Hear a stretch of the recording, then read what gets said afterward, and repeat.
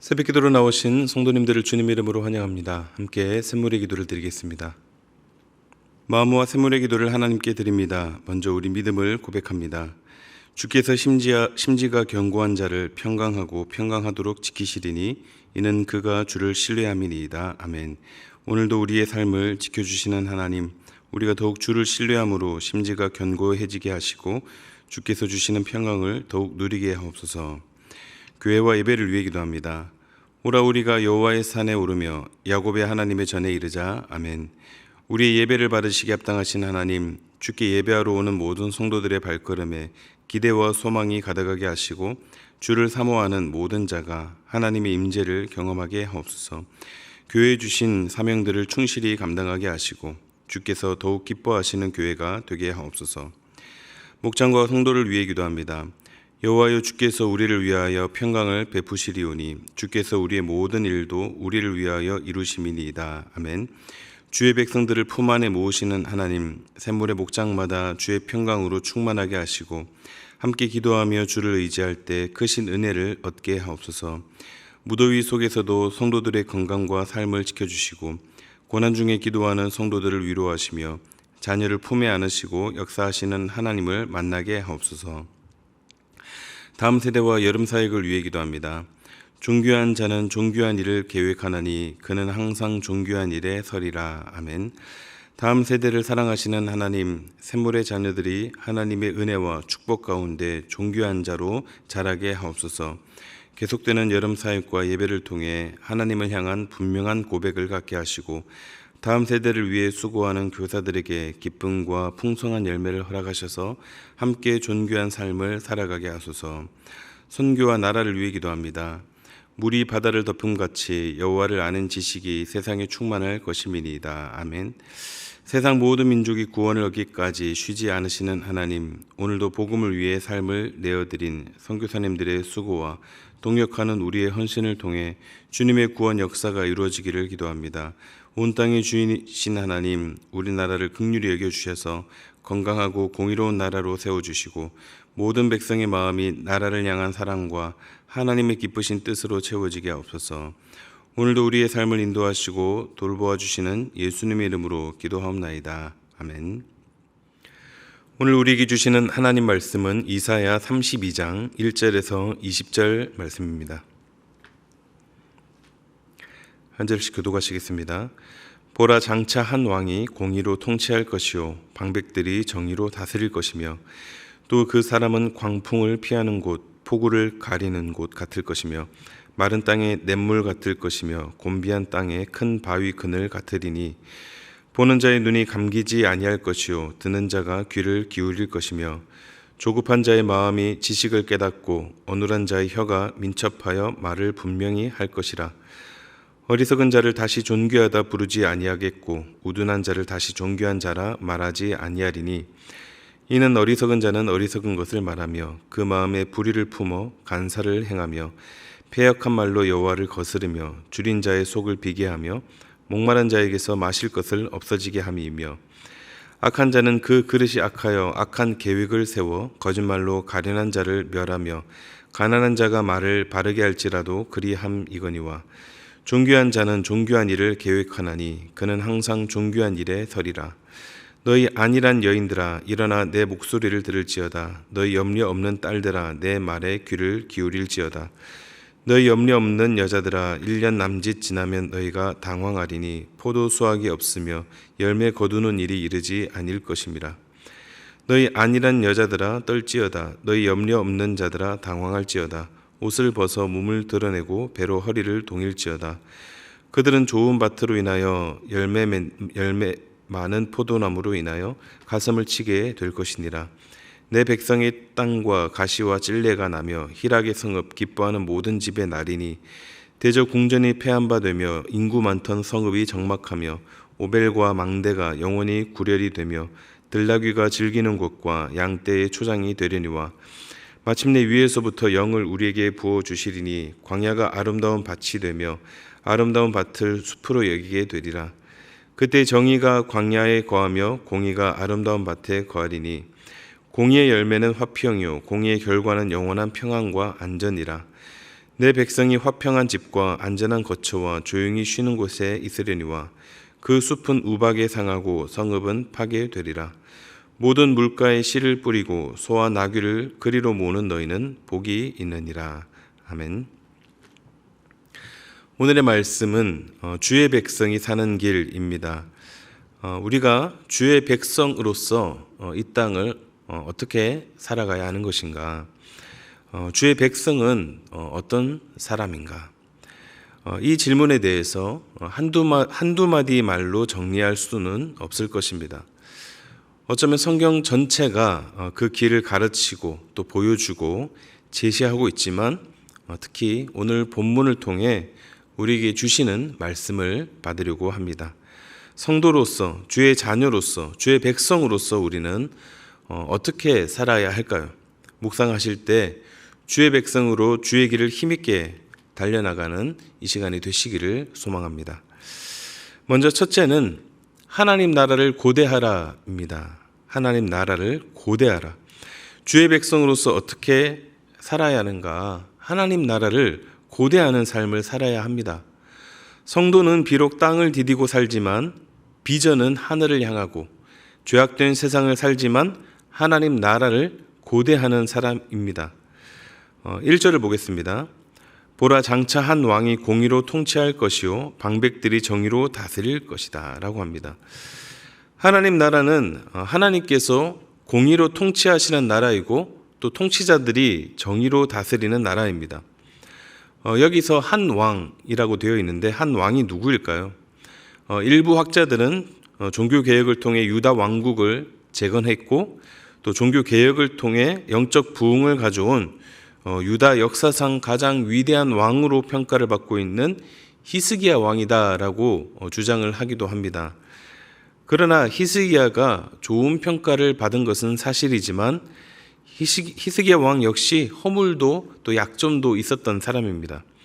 통치 초기에 하나님이 아닌 애굽을 의지함으로 아수르의 공격을 막아보려는 그런 정책을 취하기도 했고 또 자기의 병을 치유받은 것에 대해서 바벨론 왕이 사신을 보냈을 때 교만하게 그들에게 그 나라의 자신의 모든 소유와 보물을 자랑한 것, 그러한 것들을 들을 수 있을 것입니다.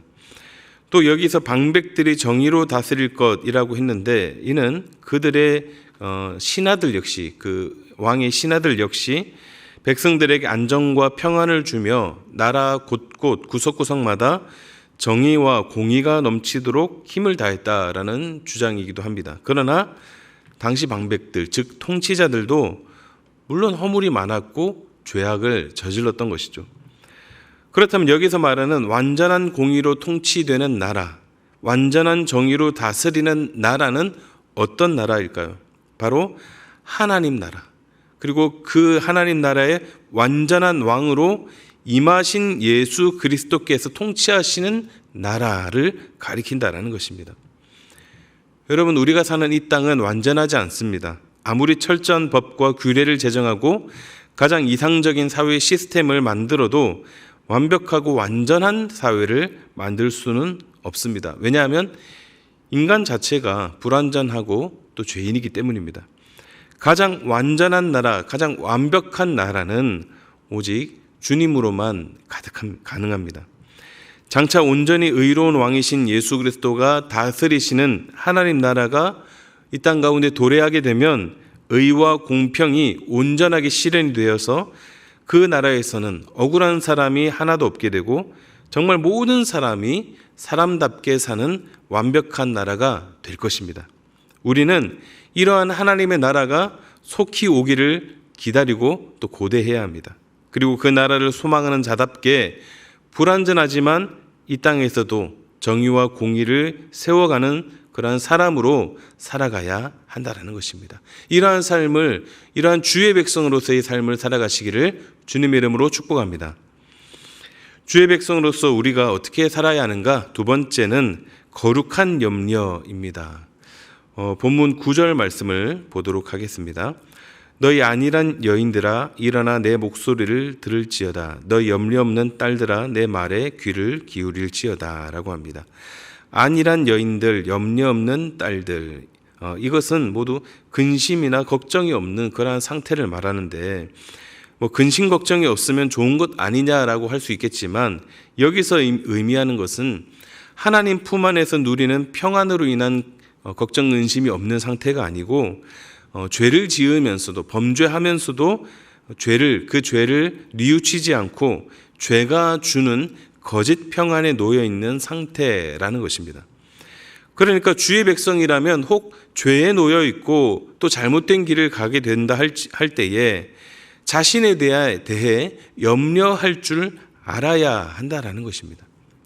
이렇게 살면 안 되는데 왜 내가 그런 죄를 지었을까? 이제 그런 염려인 것이죠. 죄를 뉘우치고 또 주께로 돌이키고자 하는 그런 염려가 필요한 것입니다. 그리고 이런 단순한 염려뿐만 아니라 우리는 무엇보다 거룩한 염려를 할 줄 알아야 합니다. 교회를 염려하고 또 이 땅을 염려하고 하나님 나라와 복음을 위해서 염려할 줄 알아야 합니다. 교회에 혹시나 어려움이 생기지는 않을까 하는 염려. 지난 여름 사역들 우리가 단봉을 무사히 잘 마쳤고, 또 교육부서가 진행한 수련회나 성경학교 등 1년 중 중요한 행사들을 잘 마쳤는데, 이 기간 동안 이를 위해서 하는 염려, 이러한 거룩한 염려가 필요한 것이죠. 또 우리 교육자들을 위한 염려, 또 VIP를 위한 염려, 목장 식구들을 위한 염려, 아프거나 힘든 지체를 위한 염려, 또 다음 세대를 위한 염려 등등, 얼마나 우리가 참 염려할 것들이 많이 있는지 모릅니다. 또 우리가 디디고 살고 있는 이 땅, 이 세상을 위해서, 이 나라를 위해서도 어떻게 해야 합니까? 나라를 이끄는 지도자들을 위한 염려, 또 경제에 대한 염려, 또 문화에 대한 염려, 세계 곳곳에서 일어나고 있는 전쟁에 대한 염려 등 이 나라와 이 세계를 위한 염려하는 것도 필요하다라는 것입니다. 물론 하나님이 계시기에 불안하진 않습니다. 그러나 성도의 걸음은 이러한 거룩한 염려를 할 줄 알아야 합니다.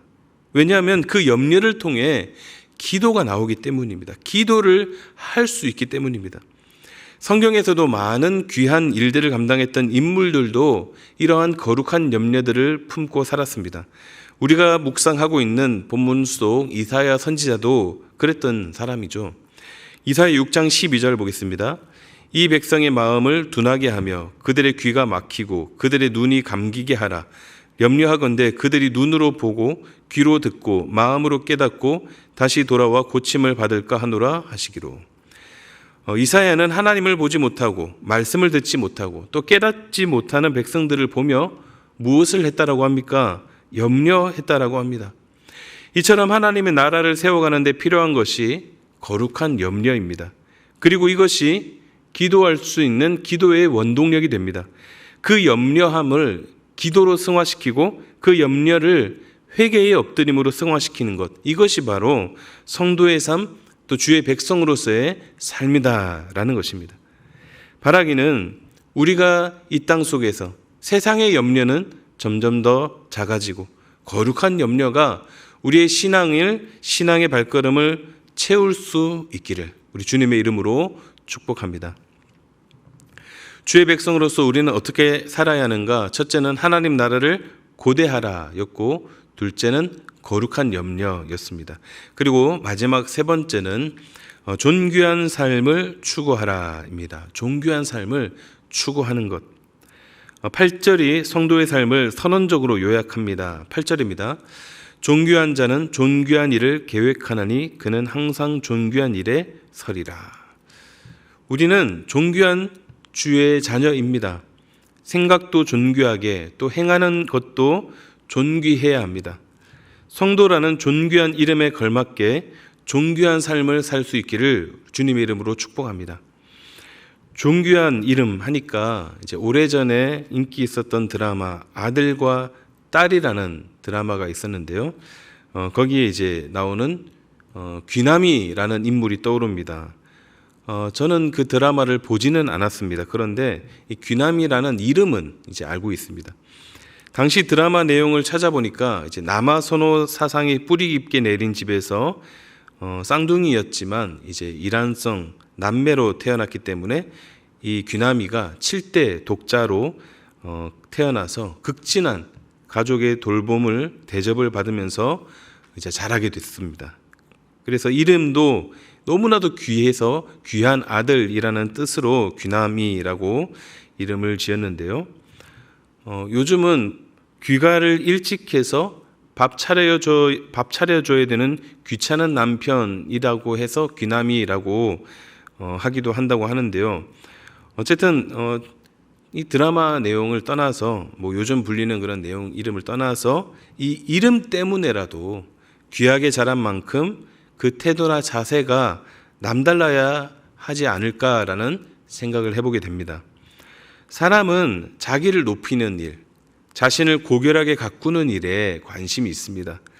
그래서 좀 더 높은 직위를 차지하기 위해 몸부림치고 또 좀 더 높은 사람들과 관계를 돈독히 하고자 노력하고 좀 더 멋진 옷을 추구하고 좀 더 무언가 좋은 것을 가지려고 노력합니다.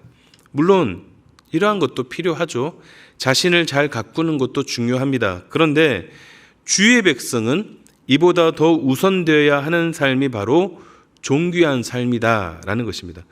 본문의 말씀처럼 존귀한 일을 계획하고 항상 존귀한 일에 서야 하는 것입니다. 그러면 존귀한 삶이란 어떤 삶일까요? 앞절인 6절과 7절에서 말하는 반대되는 삶이 바로 어리석음과 악한 계획을 세우는 것이라고 말합니다. 즉 어리석음을 피하고 악한 것, 즉 죄를 멀리하는 것이 존귀한 삶이다라는 것이고 하나님의 말씀을 지키고 그 말씀에 순종하는 삶, 이것이 바로 존귀한 삶이다라는 것입니다. 또한 이것이 바로 우리가 걸어야 할 주의 백성의 걸음이 됩니다. 사랑하는 성도 여러분, 존귀한 이름, 성도라는 그 이름에 걸맞게 존귀한 삶을 사시기를 바랍니다. 속이고 분내고 상처 주고 미워하고 욕심내는 이러한 것들은 존귀한 하나님의 자녀의 모습과 어울리지 않습니다. 존귀하신 아버지의 존귀한 자녀된 우리가 존귀한 삶을 추구함으로 주의 백성다운 모습으로 살아갈 수 있기를 우리 주님의 이름으로 축복합니다. 말씀을 정리하겠습니다. 오늘의 말씀은 주의 백성이 사는 길입니다. 주의 백성으로서 어떻게 살아야 하는가? 먼저 하나님 나라를 고대하는 삶이고 또 이 땅과 교회를 위한 거룩한 염려를 품고 또한 존귀한 자녀답게 존귀한 삶을 추구하며 살아가는 것입니다. 이러한 귀한 삶을 참 주의 백성답게 살아가시는 저와 여러분이 되시기를 우리 주님의 이름으로 축복합니다. 함께 기도하시겠습니다. 주신 말씀을 놓고 주의 백성으로서 주의 나라를 고대하며 거룩한 염려를 품고 존귀한 삶을 추구하는 삶 살아가게 하여 주시옵소서. 우리 말씀을 놓고 함께 기도하시고 이제 모든 여름 사역이 이제 마무리되었고 이제 하반기 사역을 앞두고 있는데 이번 하반기에도 모든 일정 가운데 하나님 은혜가 가득하게 하여 주시옵소서. 함께 위에서 기도하시고 개인의 기도 제목으로 기도하고 돌아가도록 하겠습니다. 기도하겠습니다.